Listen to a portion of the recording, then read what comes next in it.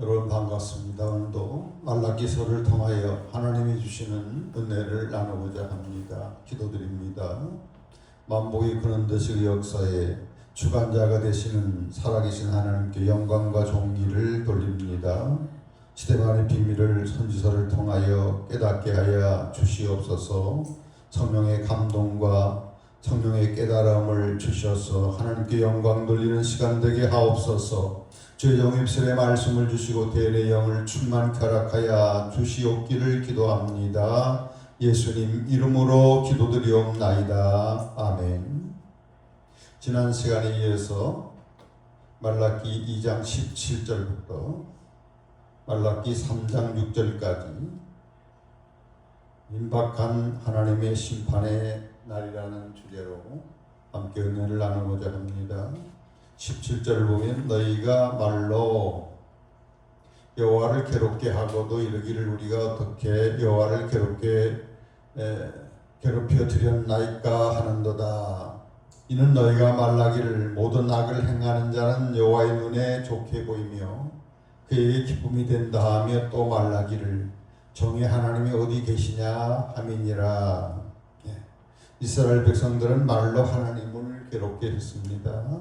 우리가 말 한마디가 굉장히 중요한데 복된 말을 하는 게 아니라 하나님께 원망 불평하는 말을 이스라엘 백성들이 합니다. 이 세상이 이렇게 악해가는데 이 모든 악한 사람들은 잘 되고 그렇지 않은 사람들은 안 되고 이 하나님이 과연 어디서 뭘 하시는지 반감만 하고 침묵만 하고 행동을 왜 하지 아니하시는가 심판하면 좋겠는데 그러면서 거침없이 하나님을 향하여 불평을 토로하고 함부로 하나님의 성품을 판단하기 이릅니다. 이들은 앞서서 살펴본 것처럼 당시 이스라엘 백성들 말라기 시대에 이스라엘 백성들은 하나님을 경외함이 없었습니다. 하나님을 두려움이 없었습니다. 제사를 드려도 형식적으로 오히려 하나님을 멸시하는 그러한 부정한 것, 병든 것, 더러운 것으로 하나님 앞에 드리면서 하나님을 슬프게 하고 하나님을 괴롭게 했습니다. 이들은 하나님이 무조건 심판한 하나님이 되기를 원하지만 하나님은 인자하신 하나님으로 한 사람도 우리가 멸망당하지 않고 다 구원받고 영생을 얻기를 원하셔서 오래 참으시는 하나님이신데 그것을 알지를 못했습니다. 이스라엘 백성들이 불의했지만 그동안 하나님의 여전히 은혜를 주시고 많은 긍휼을 베풀어 주신 그 큰 은혜를 입었음에도 불구하고 하나님의 그 용서와 그 긍휼을 체험하면서도 금방 망각해버리고 하나님의 성품을 의심하고 하나님을 신뢰하지 못했습니다. 하나님 앞에서 자기 자신들의 얼마나 더러운 자든지 죄악된 모습을 보지 못하고 하나님께서 왜 심판하지 않느냐 자기들은 다 구원받은 자처럼 착각하는 그러한 무례한 모습, 교만한 모습을 나타내고 있습니다. 그래서 3장으로 건너가서 1절에 하나님께서 심판날에 대해서 말씀을 하고 있어요. 그들의 불평에 대한 하나님의 종집으로서 심판날에 대해서 말씀을 하는데 두 사자에 대한 예언을 하고 있어요. 첫째는 내 사자를 보내겠다 했습니다. 내 사자를 보내겠다. 내가 내 사자를 하나님의 사자를 보내겠다. 그가 내 앞에서 길을 준비할 것이다 그랬습니다. 성부 하나님이 이 땅에 오시는 게 아니고 성자 예수님이 이 땅에 오시는데 길을 준비할 자로 세례 요한을 보내겠다 그랬습니다. 이 말씀을 말라기 선지를 통하여 하시고서 200여 년 후에 실제 이 땅에 세례 요한 선지자가 등장해서 회개하라 천국이 가까웠다 메시아가 오신다고 회개해서 맞이할 준비하라고 이렇게 외쳤습니다. 예. 이사야 40장 3절에 강자의 외치는 자의 소리 그 예언을 따라, 또 말라기 3장 1절의 예언을 따라 세례 요한이가 이 땅에 왔던 거예요. 어느 날 갑자기 온 게 아니라 오래전부터 하나님께서 계획하시고 예정하신 그 뜻을 따라 때가 되매 하나님께서 심판을 알리는, 심판의 줄을 알리는 사자를 보냈다 하는 겁니다. 자, 여기 사자니나 이제 다음에 언약의 사자가 나오는데, 언약의 사자는 앞에 나오는 세례 요한 하나님의 종 사자가 아니라 언약의 사자는 우리가 새 언약의 중보자, 히브리서 12장에 보면 새 언약의 중보자로 오신 예수님이라고 말씀하고 있어요. 에레미야 31장 보면 하나님이 이스라엘 백성들에게 언약을 했는데, 율법을 줬는데 그들이 지키지 아니하므로 옛 언약은 이렇게 폐기가 되어버렸어요. 그러나 하나님께서 구원의 사랑의 은총을 포기하지 아니하고 새로운 언약을 주셨는데, 흠없고 죄가 없는 하나님이 사람으로 이 땅에 보내가지고, 우리 인간들의 죄를 위해서 대속 제물로 십자가에 피 흘려 보의 피를 흘리게 하심으로 말미암아 그를 믿는 자들에게 영원한 구원을 주시는 새로운 언약을 이렇게 주시게 되는 겁니다. 그래서 우리가 여기서 예수 오실 길을 예비하는 세례 요한이라는 예언이나 예수님이 이 땅에 오신 이 예언은 다 복합적인 예언이다. 우리가 계시록 할 때 충분히 우리가 살펴보고, 좀 더 알고 싶으면 이 계시록을 이렇게 쭉 이렇게 살펴보면 명확한 이해가 생길 것입니다. 1차적으로는 여기 말씀처럼 예수님은 성전에 임했습니다. 갑자기 너희가 구하는 바 주가 갑자기 그의 성전이 임할 것이다 그랬습니다. 예수님이 이 땅에 오셔서 성전을 개혁을 하지 않습니까? 하나님 앞에 제물로 바치는 그 비둘기들을 파는 그 상을 뒤집어 엎고, 그들이 형식적으로 제물을 바치고 자기들이 이용하기 위해서 장사하는 그러한 장사꾼들이기 때문에, 하나님을 이용해서 돈벌이 하는 거기 때문에 하나님의 성전이 더럽혀지고 하나님의 예배가 더럽혀지고 제사가 더럽혀지기 때문에 계획을 하지 않습니까? 그러면서 뭐라고 그랬어요? 이 성전을 허물어라. 수십 년 동안 지은 예루살렘 성전을 허물라는 거예요. 그러면 내가 3일 만에 다시 짓겠다 그랬습니다. 어떻게 3일 만에 성전을 짓겠습니까? 그것은 당신의 몸인 성전을 인류의 죄를 대속하기 위해서, 영원한 속죄를 위해서 죽고 3일 만에 부활하는, 3일 만에 부활하는 그것을 의미하는 것입니다. 그리고 최종적으로 역사의 끝에 우리 예수님이 다시 이 땅에 재림하게 됩니다. 재림에 대한 예언이 초림에 대한 예언하고 비교할 수 없을 만큼 신구약에 굉장히 많이 예언되어 있습니다. 성전에 오는 걸로 되어 있지 않고 스가랴 14장에 보면 어디 온다? 예루살렘 앞 감림산에 서신다. 이렇게 감림산에 오시는 걸로 이렇게 되어 있어요. 물론 이것을 상징적으로 실제적으로 이렇게 볼 수도 있겠습니다. 너희들이 사모하는 바 주가 갑자기 올 것이다. 예기치 아니할 때에, 생각치 아니할 때에 갑자기 온다는 거예요. 너희들이 심판하라고 자꾸 이렇게 하는데, 진정 주님이 오면, 내가 이 땅에 심판하러 오면 너희들이 심판의 대상이 되지 않고 준비되어 있겠느냐?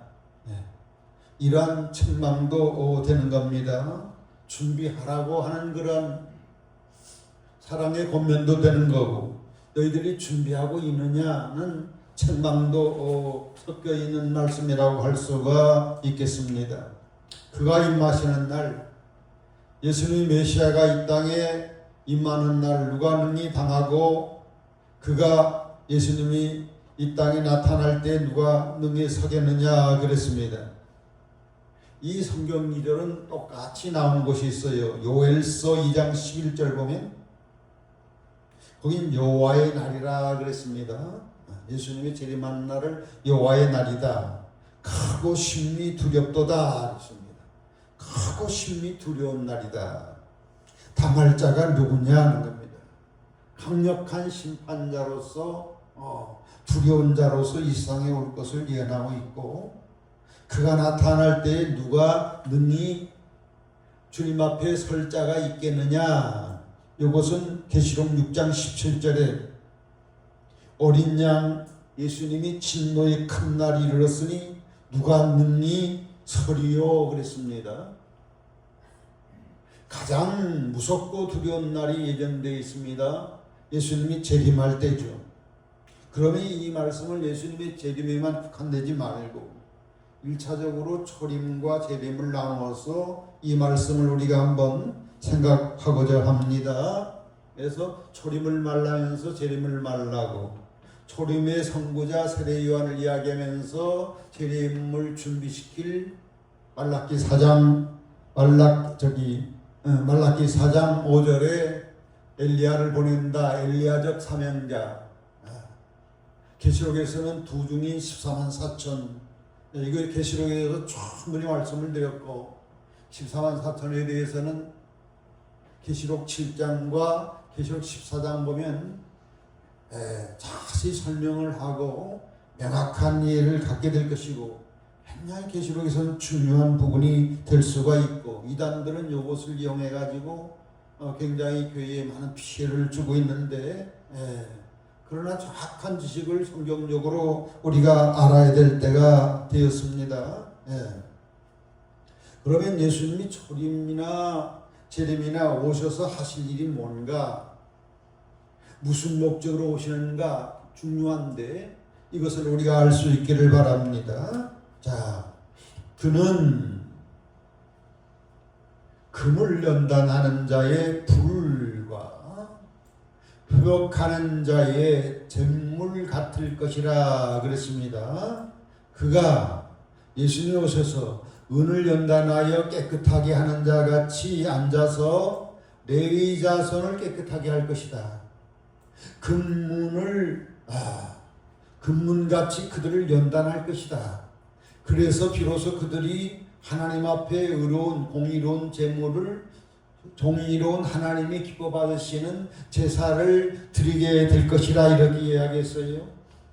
오늘 이 짤막한 2절과 3절 안에 예수님이 왜 이 땅에 초림하고 재림하는지, 무슨 목적을 가지고 오시는지에 대해서 우리가 알 수가 있어요. 뭐 하기 위하여? 연단 세 번씩 오늘 본문에 이야기를 하고 있어요. 레위 자손을,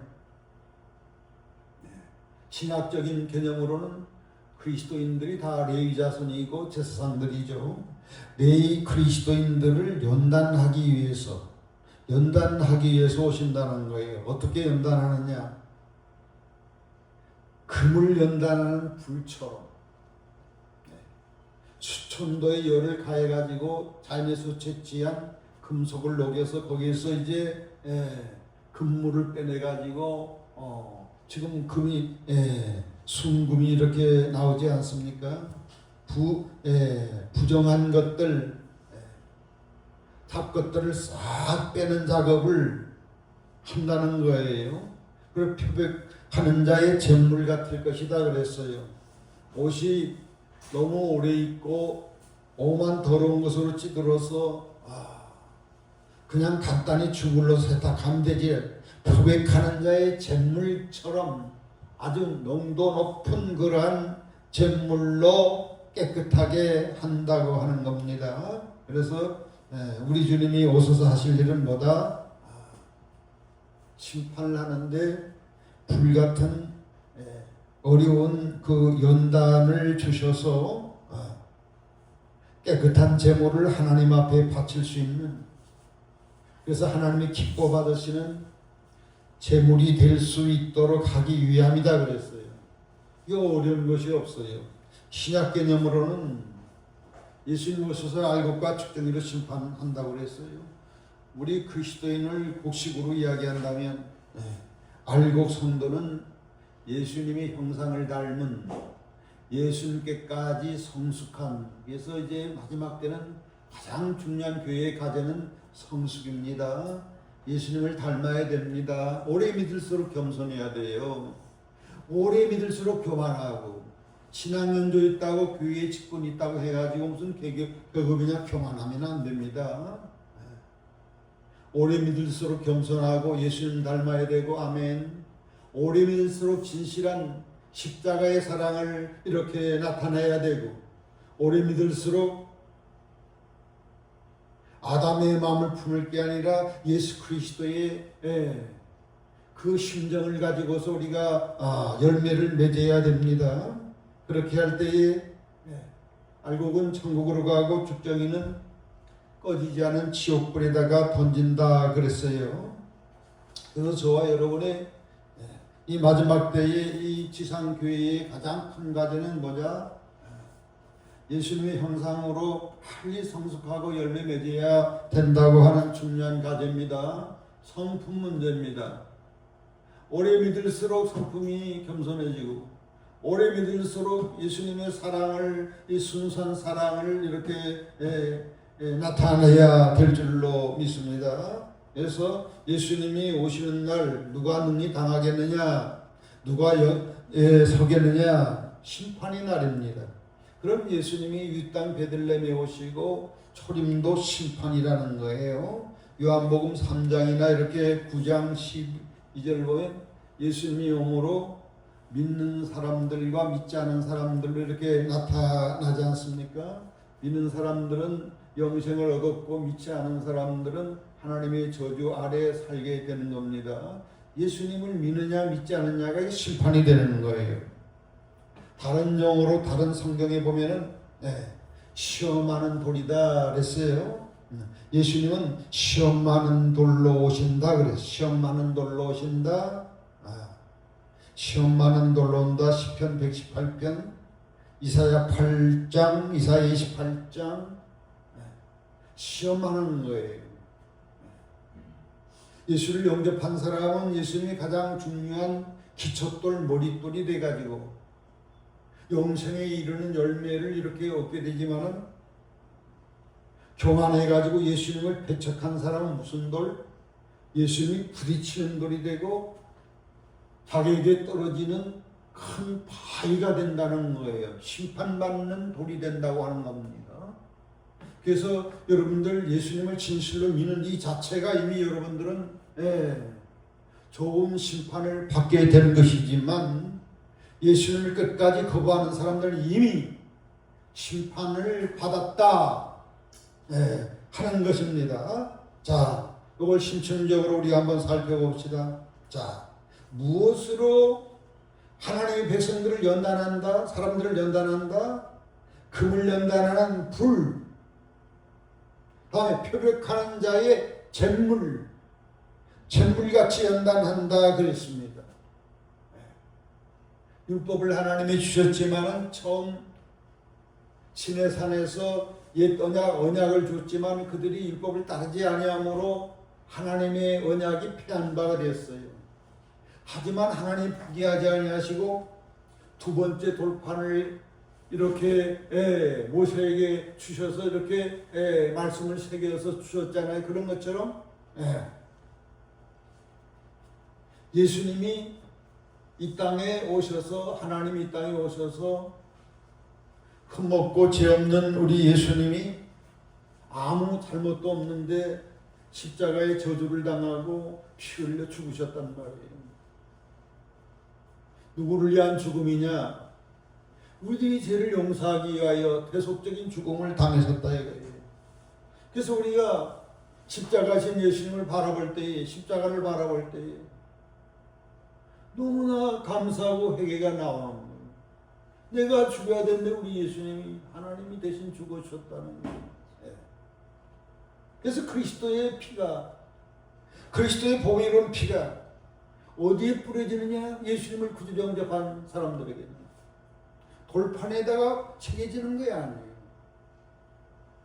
새 율법은 에레미야 33장이면 어디에 뿌린다? 마음에다가 율법 법을 새긴다고 그랬어요. 마음에다가. 히브리서 10장에 보면 예수님의 피를 어디에다 뿌렸느냐?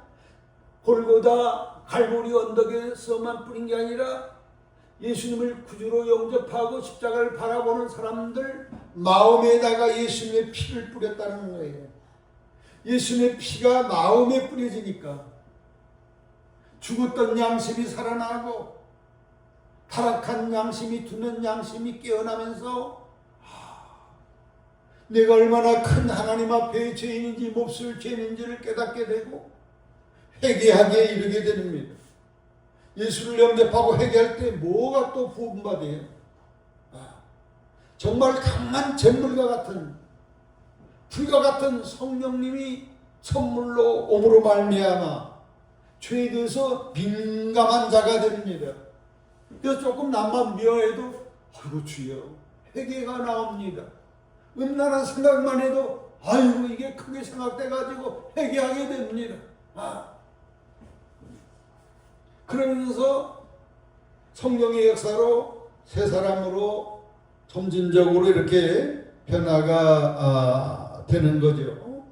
하나님은 우리들에게 놀라운 작품을 우리들에게 작품이 되도록 하나님께서 헌신하고 있습니다. 당신의 아들 예수님을 이 땅에 보내서 우리 대신 복의 피를 흘리게 해주시고 그것을 믿는 자들에게 성령을 부어주셔서 믿는 자의 심령 마음속에 하나님의 영 성령님이 거해서 그때부터 창조가 일어나는 거예요. 옛사람을 자꾸 죽이고 죄를 싫어하고 죄를 미워하고 하나님을 따라 하나님을 닮기 위하여 이렇게 애쓰는 이러한 사람으로 변화를 시켜가기를 시작해요. 그래서 빌립보서 1장 6절을 보면 내 속에서 시작하시는 이가 구원을 완성시킬 것이라고 말씀하셨어요. 하나님은 실패하지 않습니다. 우리를 선택하시고 그리스도 피를 흘리게 하셔서 그 공로를 믿는 자들에게 성령을 부어주셔서 그때부터 하나님께서 다듬으시고 작품을 이렇게 만들어 갑니다. 그래서 우리 주님 오실 때에 데살로니가전서 3장 13절처럼 그가 다시 두 번째 나타나시는 날 가장 무섭고 두려운 날이지만 거룩함에 흠이 없도록 나타나서 영광과 생명과 종기를 받는 이러한 자로 준비를 시키시고 있습니다. 그래서 세례 요한이가 외쳤어요. 나는 물로 세례, 요단강에서 물로 세례를 주지만 내 뒤에서 오시는 누구죠? 메시아 그리스도 예수님은 무엇으로 세례 줄 것이다? 성령과 불로 세례를 줄 것이라 그랬어요. 불로 연단하는 자의 불로 세례를 줄 것이라 그랬어요. 예수님은 제자들에게 뭐라고 그랬어요? 내가 화평을 주러 오지 않고 뭘 주러 왔다? 검을 주러 왔다. 근데 누가복음에서는 불을 주러 왔다 그랬습니다. 불을 주러 왔다 그랬어요. 다음에 베드로전서 4장에 보면 너희들이 당하는 불시험, 무슨 시험? 불시험을 이상히 여기지 말라 그랬어요. 너희들을 연단, 여기 연단 나오죠? 연단에서 흠없는 하나님의 자녀로 만드는 것이기 때문에 이상하게 여기지 말라 이렇게 말씀을 하고 있습니다. 그래서 우리들도 하나님이 나에게 이런 작업을 하고 계시구나 해서 우리도 함께 이렇게 헌신하고 노력을 해야 돼요. 빌립보서 2장 12절처럼 그리스도 형상이 이루어지기까지 온전히 구원을 이루어 나가라고, 너희 구원을 온전히 이루어 나가라고 그랬어요. 하나님이 성령의 불을 통하여 연단시키는 측면과 우리들이 내 안에서 구원이 이루어지도록 노력하고 애쓰고 회개하고 헌신한 이것이 같이 합쳐질 때에 성숙한 열매를 맺게 될 줄로 믿습니다. 거룩함을 추구해야 될 때입니다. 지금은 거룩함을 추구해야 될 때예요. 성숙을 취해야 될 때예요. 물론 양적 부흥도 중요하지만 한 사람 한 사람이 그리스도 형상으로 성숙하는 것이 굉장히 중요한데, 하나님의 노력과 우리의 노력 같이 겸해야 됩니다. 아멘. 그래야 구원이 완성이 되는 거예요.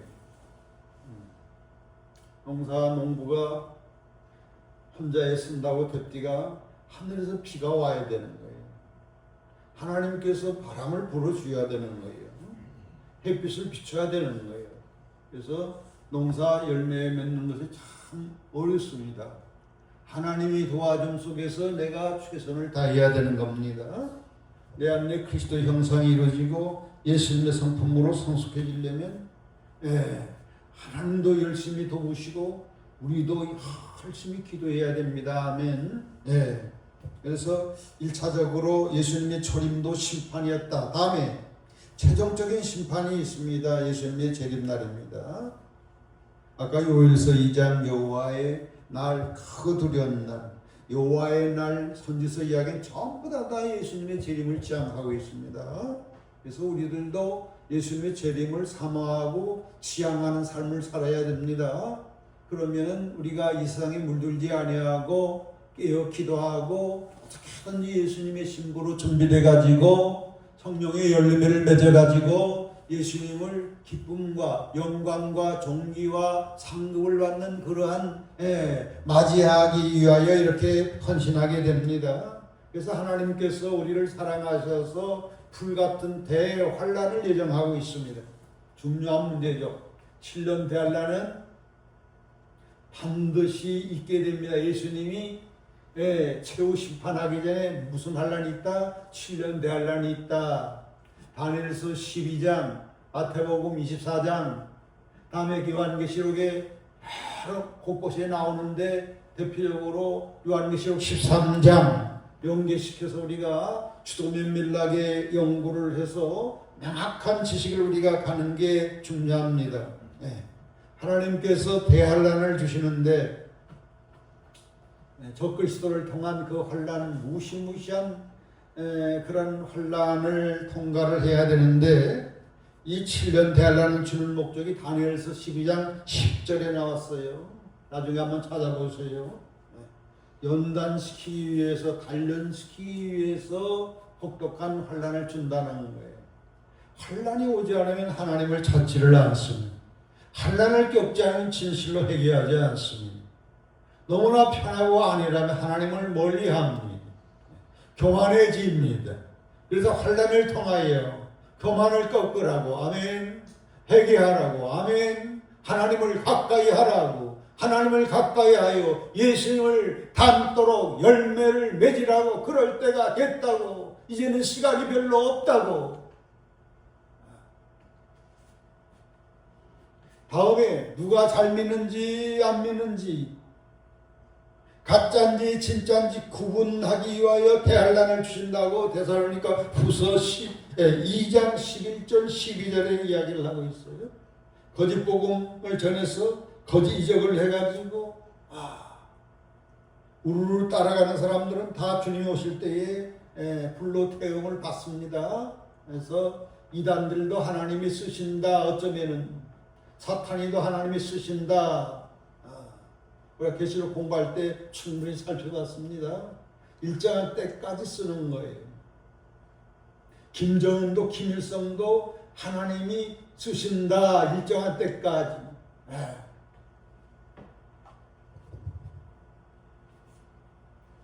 그래서 7년 대환란 끝에는 뭐가 있죠? 주님이 오셔서 불로 심판하는데 온 지구를 우주를 다 불로 태웁니다. 이거는 선지서도 많이 나오고 베드로후서 3장에도 불재앙에 대해서 나오고, 요한계시록도 보면 나팔장은 다 불로 이렇게 돼 있어요. 그래서 마지막에는 정말로 불로 완전히 살아버리는. 그러나 택한 사람들은 환난 중에도 보호해 주시고, 친구로 준비된 자라면 이 마지막 불로 태우기 전에 뭘 시킨다? 공중으로 휴거를 시켜서 예수님을 맞이하게 하는 그러한 하나님의 놀라운 비밀과 계획을 갖고 있습니다. 누가 능히 주님이 임하는 날 설 수가 있겠는가? 누가 능히 그날 당할 자가 있겠느냐? 아무도 당할 자가 없어. 그래서 우리가 미리 알고 잘 준비하는 게 얼마나 복인지 모릅니다. 사절을 봅니다. 그때에 유다와 예루살렘의 봉헌물이 옛날과 고대와 같이 나 여호와께 기쁨이 될 것이다 그랬어요. 그때 뭡니까? 예수님의 초림과 재림을 통하여 궁극적으로 하나님의 역사의 운영의 목적이 완성되는 시간에 옛날 고대와 같이 신실한 하나님의 사람 모세 시대나 모세같이 신실한 의의 왕 만왕의 왕 예표의 인물 다윗과 같이 하나님 앞에 기쁨이 되는 이러한 봉헌물을 완성하신다는 겁니다. 그래서 하나님께서 역사를 이렇게 운행을 침묵하는 것 같지만은 끊임없이 졸지도 주무시지 않으면서 역사를 운행하는 것을 우리가 알아야 됩니다. 뭘 목적으로? 오늘 본문에 나오는 우리들이 뭐가 되기 위하여? 의로운 정의로운 봉헌물이 되기 위하여. 다른 말로 표현하면 예수님을 담는 신부가 준비되기 위하여. 다른 말로 표현하면 예수님을 닮은 형상을 가진 자녀가 되기 위하여. 다른 말로 표현하면 성령에 의한 열매, 성품의 열매, 성숙한 열매, 알곡이 되기 위하여 끊임없이 이 목적을 지향하여서 우리 하나님께서는 졸지도 주무시지 않으면서 당신의 외아들을 주의까지 하시면서 많은 주의 종 선지자들, 성도들을 순교시키면서까지 역사를 이렇게 운행하고 있음을 우리가 하나님의 역사의 그 방향, 목적을 분명히 우리가 깨달을 수 있기를 바랍니다. 그래서 우리는 하나님 앞에 기쁨을 돌리는 봉헌물이 될 수 있기를 바랍니다. 심판받을 자에 대해서 이렇게 말씀하고 있어요. 5절 주님이 오셔서 심판할 심판의 대상자들, 점치는 자, 간음하는 자들 심판받습니다. 거짓 맹세하는 자, 품꾼의 싹이 돼서 억울하게 하는 자, 가부와 고아를 납치하는 자, 나그네를 억울하게 하는 자, 하나님을 경외하지 않는 자들, 이 자들에게 하나님의 무서운 그러한 심판이 임하게 될 것입니다. 결국은 알고 보면 말라기 시대에 말라기의 이 예언을 듣는 당시의 이스라엘 백성들이 해당되는 거예요. 너희들 하나님이 정의 하나님이 어디 있느냐? 하나님은 잠자고 있느냐? 왜 침묵하시느냐? 악인들을 다 벌 주셔야 되는데 이렇게 하지만은 실상 따지고 보면 너희들이 바로 여기에 요 심판받는 리스트에 너희들이 해당되는 것도 되는 겁니다. 왜? 점치는 자, 이방 여인을 데려다가 신실한 믿음의 부인을 쫓겨내버리고 이방 종교 믿는 우상 믿는 종교 믿는 사람을 따라가지고 아내를 따라가지고 이렇게 우상을 섬기고, 간음하는 자, 소식적 만난 아내에게 아내를 버려서 가정의 규례를 어긴 자, 거짓 맹세하는 자, 하나님 앞에 부부로서 한 몸으로서 흰머리가 팥뿌리가 되도록 신실한 사랑 속에서 잘 살겠습니다 약속을 해놓고 거짓을 행하는 자, 내 아내에게 거짓하지 말라, 거짓을 행하지 말라. 지난 시간에 하나님께서 반복적으로 말씀을 하고 있습니다. 예. 그리고 나그네, 고아, 가부, 소외된 자, 인간적으로 배를 넘는 자, 갓난 자를 차별하지 말고 그들을 억울하게 하는 사회 정의를 파괴하는 너희들은 심판을 면치 못할 것이라는 겁니다. 하나님을 경외하지 않는 자, 말라기서는 하나님을 경외하라는 말이 5번씩이나 나와요. 경외하라, 하나님을 경외하라. 너희들이 하나님을 경외함이 어디 있느냐? 너희들이 재물을 하나님을 멸시하는 게 아니냐? 하나님을 경외할진데 어찌 정치입니까? 하나님을 경외할진데 하나님 앞에서 한 몸이 된 이 아내를 어떻게 버리고 이혼할 수가 있겠습니까? 하나님을 경외할진데 어찌 말을 이렇게 거짓말을 반복되이 할 수가 있겠습니까? 하나님을 진실로 경외할진데 어떻게 소외된 자, 갓난 사람들을 차별하고 억울하게 하고 교만을 하게 군림할 수가 있겠습니까?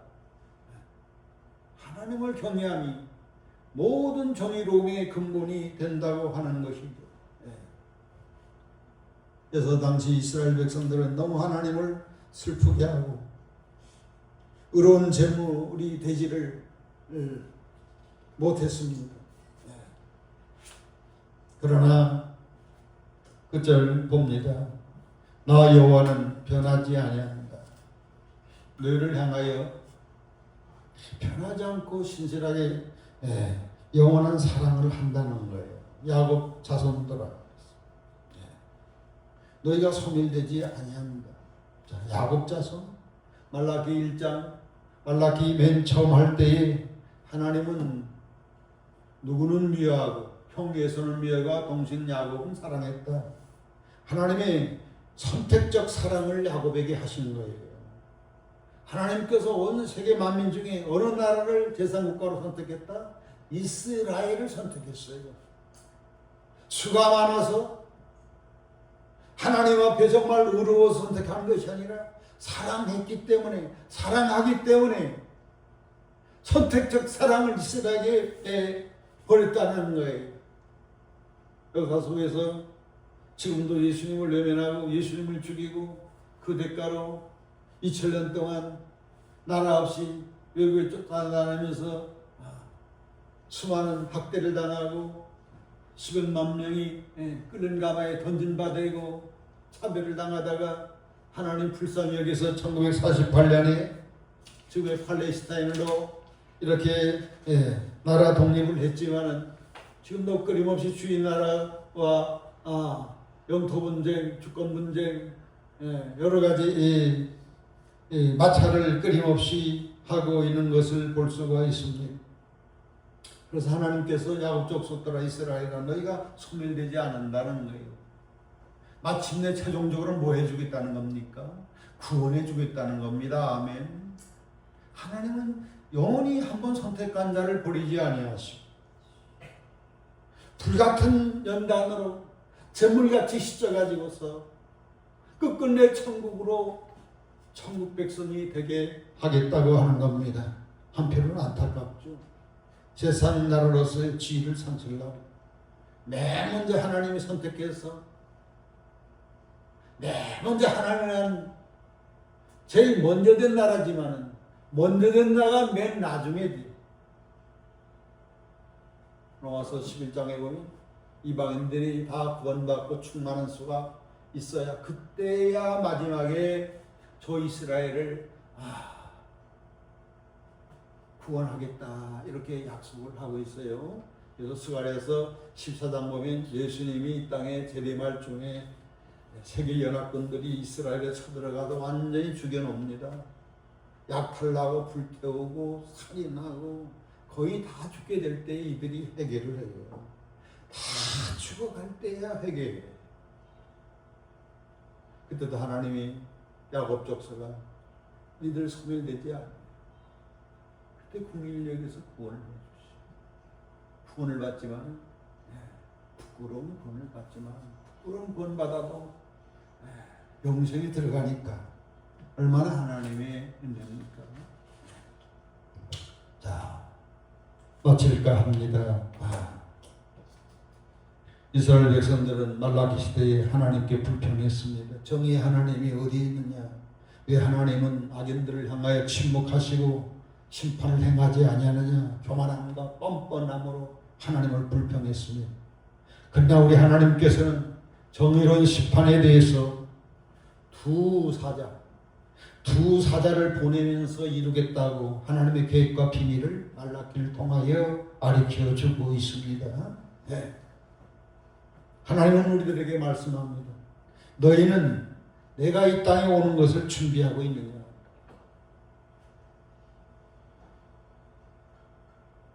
준비하는 척만 하고 진정 주님의 오심을 사모하고 이렇게 맞이하기 위해서 준비를 하고 있느냐고 묻습니다.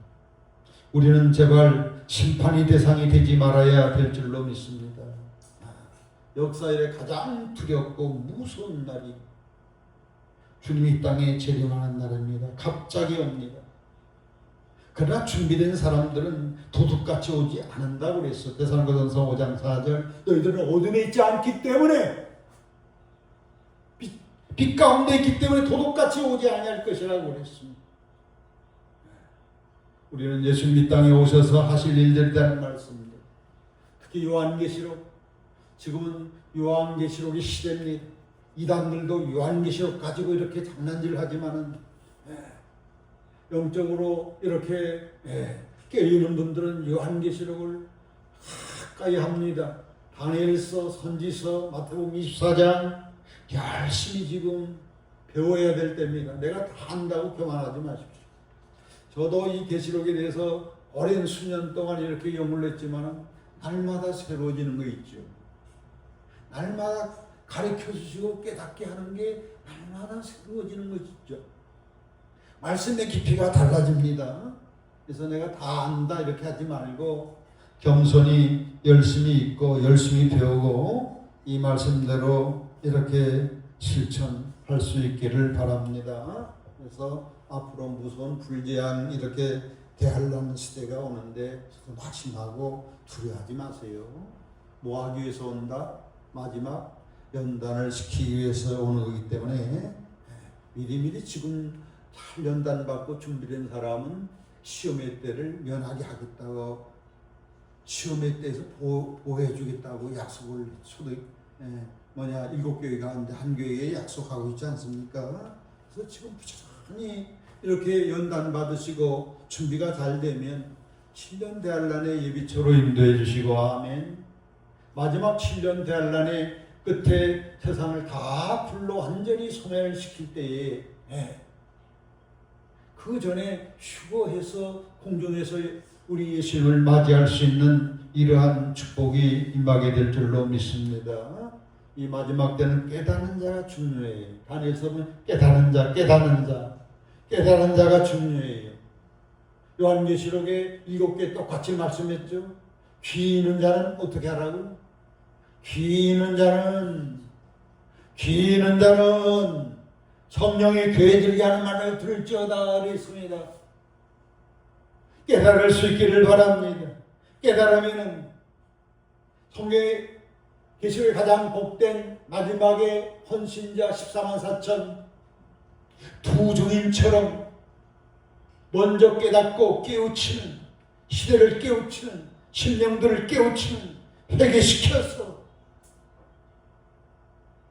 주님의 재림을 맞이하도록 하는 이 귀한 사역을 위하여 충성하는 가장 영광스러운 그러한 하나님 앞에 드려지는 그러한 의로운 제물로 헌신할 수 있기를 축복합니다.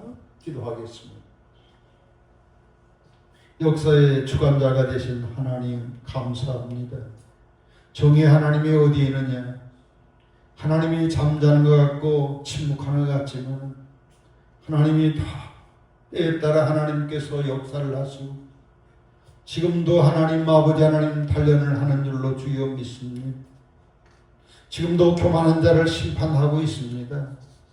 그러나 마지막 우리 주님 오실 때 전면적인 무서운 심판이 있게 될 것이고 온 우주는 다 불로 다 살라지고 소멸될 것입니다. 주여 이런 말씀을 듣는 우리들이 복된 줄로 알고 잘 준비하는 지혜로운 다스녀가 되게 하여 주시기를 바라며 하나님의 뜻에 맞추어서 깨달은 자가 되어서 14만 4천처럼 두 중인처럼 주여 세례요한처럼 주님 오심을 길을 준비하는 데에 헌신한 올인하는 그러한 자들로서 하나님 앞에 아버지 바쳐지는 제물로 의로운 제물로 공의로운 제물로 들어질 수 있도록 축복하여 주시옵소서. 예수님 이름으로 기도합니다. 아멘.